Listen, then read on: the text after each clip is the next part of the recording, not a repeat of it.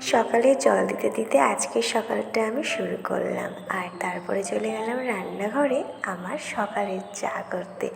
দেন আমি চা খেয়ে রান্না করার জন্য সবজিগুলো কেটে নিলাম। আর আজকের ব্রেকফাস্টে ছিল মিষ্টি মিষ্টি করে গোলা রুটি। দেন আমি রেডিও হয়ে গেছি, দেন বেরিয়ে পড়লাম। আর এসে একটানা ঘুম।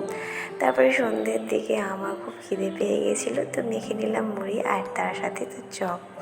আর আমাদের পুচকেটা একা একাই কী সুন্দর খেলা করছে। আর তারপরে খেয়ে নিলাম কচুরি, আর কচুরিটা বেশ মুচমুচে ছিল।